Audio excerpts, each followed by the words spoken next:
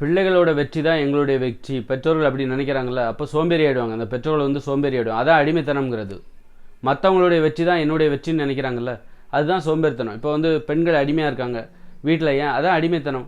அப்படின்னா அவங்க என்ன நினைக்கிறாங்க, என்னுடைய கணவனுடைய வெற்றி தான் என்னுடைய வெற்றி, பிள்ளைகளோட வெற்றி தான் என்னுடைய வெற்றி, எனக்குன்னு தனியாக ஒரு வாழ்க்கை கிடையாது, எனக்குன்னு தனியாக ஒரு வெற்றி கிடையாது. அப்போ இதுதானே அடிமைத்தனம். அதுபோல் பெற்றோர்கள் வந்து இப்போ ஒரு அப்பா இருக்கார், அவர் என்ன பண்ணுறாரு, என் பிள்ளை என்ஜினியர் ஆகணும், டாக்டர் ஆகணும், அதுதான் என்னுடைய வெற்றி அப்படின்னு நினைக்கும் போது அவர் ஒரு அடிமை ஆகிட்டாருன்னு அர்த்தம். அந்த பெண்கள் மாதிரி தான், பெண்கள் பல பேர் எப்படி அடிமையாக இருக்காங்க, வீட்டுக்குள்ளே வேலைக்கு போகாமல், மற்றவங்க வேலைக்கு போகிறதுக்கு இவங்க சமைச்சு கொடுப்பாங்க, எல்லாமே பண்ணி கொடுப்பாங்க, டீ போட்டு குடிப்பாங்க, படிக்கிறியா இல்லையா எல்லாத்தையும் பண்ணி கொடுக்குறாங்களே, இதைத்தானே அடிமைத்தனம்னு நம்ம சொல்கிறோம். அப்போ என்ன நினைக்கிறாங்கன்னா, கணவனுடைய வெற்றி தான் என்னுடைய வெற்றி, கணவனுடைய வேலை தான் என்னுடைய பணம், கணவனுடைய பணம் தான் என்னுடைய பணம். பாருங்கள், அடுத்தவங்களுடைய பணம் தான், அடுத்தவங்களுடைய வெற்றி தான் என்னுடைய வெற்றின்னு சொல்கிறவங்க, அடுத்தவங்களுடைய பணமும் என்னுடைய பணம்னு சொல்லுவாங்க. என்னுடைய கணவனுடைய வெற்றி தான் என்னுடைய வெற்றின்னு சொல்கிற அந்த பெண்கள் ஐயோ தியாகிகள்னு நினச்சிடாதீங்க. அவங்க என்ன சொல்லுவாங்கன்னா, அடுத்து என்னுடைய கணவனுடைய பணம் தான் என்னுடைய பணம்னு சொல்லுவாங்க. அதுபோல் என்னுடைய பிள்ளைகளோட வெற்றி தான் என்னுடைய வெற்றின்னு சொல்கிற ஒரு அப்பா பிற்காலத்தில் அப்பாவோ அம்மாவோ பின்னாளில் என்ன சொல்லுவாங்கன்னா, என்னுடைய பிள்ளைகளுடைய பணம் தான் என்னுடைய பணம், அவன் சம்பாதிக்கிற பணம் எல்லாம் என்கிட்ட தான் வரணும், அவனுடைய வெற்றி என்னுடைய வெற்றினா அப்போ அவனுடைய பணமும் என்னுடைய பணம் தானே, அப்படி தானே அவங்க நினைப்பாங்க. அப்போ அடுத்தவங்களுடைய பணத்துக்கு ஆசைப்படுற அந்த மனப்பான்மை தான் அந்த அடிமைத்தனமாக பார்க்கப்படுகிறது. இப்போ பெண்கள் பாருங்கள், அடிமையாக இருக்காங்கன்னா அவங்க என்ன நினைப்பாங்க, கணவனுடைய பணத்தை தன்னுடைய பணமாக நினைப்பாங்க, கணவனுடைய உழைப்பு எல்லாம் தனக்காக, தன்னுடைய இது.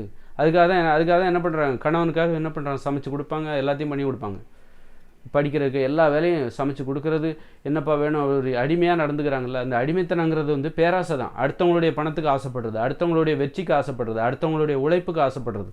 இவங்க உழைக்காமல் வீட்டிலே இருந்துப்பாங்க, வீட்டிலே இருந்துக்கிட்டு உன்னுடைய உழைப்பு தான் என்னுடைய உழைப்பு, உன்னுடைய வளர்ச்சி தான் என்னுடைய வளர்ச்சி, உன்னுடைய வெற்றி தான் என்னுடைய வளர்ச்சி, உன்னுடைய பணம் தான் என்னுடைய பணம், உன்னுடைய சம்பளம் என்னுடைய சம்பளம் அப்படின்னு சொல்லிட்டு அடுத்தவங்களுடைய பணத்துக்கு, அடுத்தவங்களுக்கு சொந்தமான விஷயத்துக்கு ஆசைப்படுறது தான் இந்த அடிமைத்தனத்துக்கு காரணமாக இருக்குது.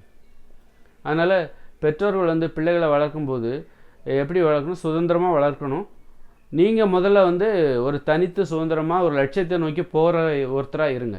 உங்களுக்குன்னு ஒரு லட்சியம் இருக்கணும், அதுக்கு நீங்கள் அதை நோக்கி போகின்ற ஒருவராக இந்த பெற்றோர்கள் நடந்து கொள்ள வேண்டும். அதை பார்த்து அந்த பிள்ளைகள் எப்படி வாழ வேண்டும் என்று கற்றுக்கொள்வார்கள். பார்த்து தான் கற்றுக்கணும். நீங்கள் அறிவுரை சொல்லாதீங்க, அவங்க அறிவுரை கேட்க மாட்டாங்க. அறிவுரை சொல்லுகிற அவர் எப்படி வாழ்கிறார் என்பதைத்தான் பார்ப்போம்.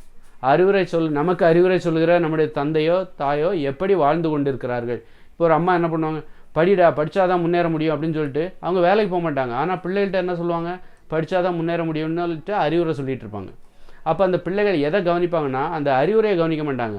அந்த அறிவுரை சொல்லுகிற நபர் எப்படி வாழ்கிறார், அறிவுரை சொல்லுகிற நம்ம அம்மா எப்படி வாழ்ந்துட்டுருக்காங்க, அந்த அறிவுரைக்கு கொஞ்சம் கூட பொருத்தம் இல்லாமல் வீட்டில் அடிமையாக இருந்துகிட்டு இருக்காங்க இந்த அம்மா நமக்கு சொல்கிறாங்க அறிவுரை அப்படின்னு தான் பார்ப்பாங்க அந்த பிள்ளைகள்.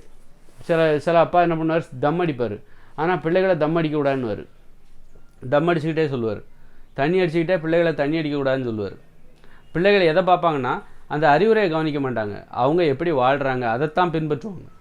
அப்படி இருக்கும்போது பெற்றோர்கள் என்ன பண்ணுன்னா, நீங்கள் உங்கள் லட்சியத்துக்காக முன்னேறுங்க. நீங்கள் கஷ்டப்படி, ஏன்னா அதுவே பெரிய கஷ்டமான விஷயம்.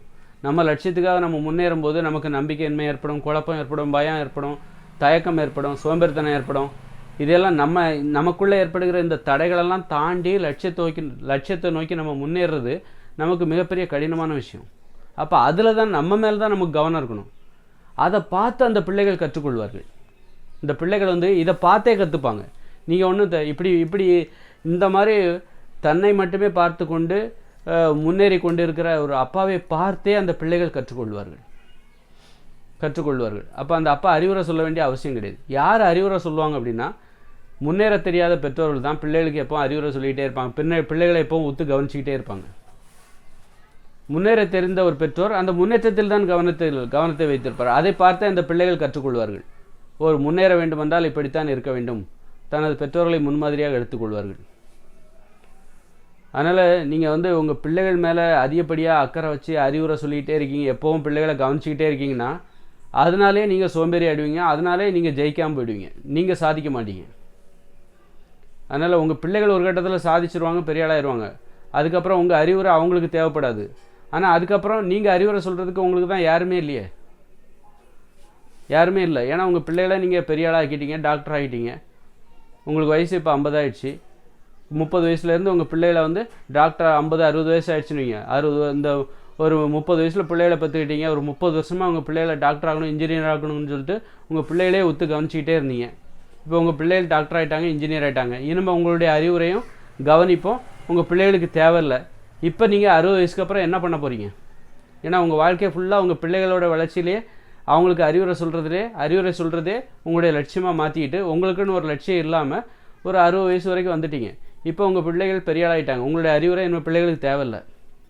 அப்படி இருக்கும்போது இப்போ தான் தெரியும் உங்களுடைய வாழ்க்கை, ஐயோ இந்த பிள்ளைகளுக்காக நாம் என்ன பண்ணிட்டோம், பிள்ளைகளுக்கு அறிவுரை சொல்கிறதுலேயே நம்ம வாழ்க்கை கடந்து போயிடுச்சு. இப்போ பார்த்தீங்கன்னா 60 வயசு ஆகிடுச்சு, மீதமுள்ள வாழ்க்கையை நம்ம எப்படி கடக்க போகிறோம் அப்படிங்கிற எண்ணம் வந்துடும். உங்கள் பையனை நீங்கள் டாக்டர் ஆகிட்டீங்க, இன்ஜினியர் ஆகிட்டீங்க, அந்த பையன் அதில் பையனையோ பொண்ணையோ டாக்டர் ஆகிட்டீங்க, இன்ஜினியர், அவங்க என்ன பண்ணுவாங்க, மாதந்தோறும் உங்களுக்கு பைசா கொடுப்பாங்க. இந்தாப்பா 20,000 வச்சுக்கப்பா மாதம், நீ என்ன டாக்டர் ஆகிட்ட, இன்ஜினியர் ஆகிட்ட, உனக்குன்னு ஒரு லட்சியம் இல்லாமல் என்ன நீ டாக்டர் ஆகிட்ட, இன்ஜினியர் ஆகிட்ட, அதுக்கு இந்த மாதம் உனக்கு 20,000 அனுப்புகிறேன் வச்சுக்கோ அப்படின்னு அதை வாங்கி வச்சுக்கிட்டு அப்போ மிச்ச காலத்தை ஓட்ட வேண்டியதான். அதனால் நீங்கள் ஒரு லட்சியவாதியாக இருங்க, அதை பார்த்தே பிள்ளைகள் கற்றுக்கொள்வார்கள். அப்போ எல்லா வயசுலையுமே நீங்கள் ஒரு லட்சியவாதியாக இருந்துடலாம், வாழ்க்கையை கடந்து போகிறது ஈஸி. மற்றவங்கள நீங்கள் லட்சியவாதி ஆக்கணும்னு சொல்லிட்டு மற்றவங்களுக்கு அறிவுரை சொல்லிக்கிட்டு அவங்களே ஒத்து பார்த்துக்கிட்டு கடைசியில் பார்த்தீங்கன்னா ஒரு காலம் வரைக்கும் தான் அவங்களுக்கு அறிவுரை தேவைப்படும். அதுக்கப்புறம் அறிவுரை சொல்கிறதுக்கு உங்களுக்கு ஆளே கிடைக்காது. அப்போ நீங்கள் தனிமையாக இருப்பீங்க. அப்போ தான் நீங்கள் ஏமாந்து போயிட்டோம், தியாகியாக இருந்து ஏமாந்து போயிட்டோம். ஒருவேளை நீங்கள் இவ்வளோ அறிவுரை சொல்லி மற்றவங்க பிள்ளைகளையே ஒத்து கவனிச்சுக்கிட்டு அவங்களுக்கு அறிவுரை சொல்லி அவங்கள டாக்டர் ஆகணும், இன்ஜினியர் ஆகணும்னு நினச்சிட்டு கடைசியில் பார்த்தா அதுவும் ஆகலை, அவங்களும் நீங்கள் நினச்ச மாதிரி வரல, நீங்களும் உங்கள் லட்சியத்தையும் கோட்டை விட்டீங்க. இப்படி உங்களையும் கெடுத்துக்கிட்டு மற்றவங்களையும் கெடுத்துக்கிட்ட மாதிரி தான் நிறைய பேருடைய வாழ்க்கை இருக்குது.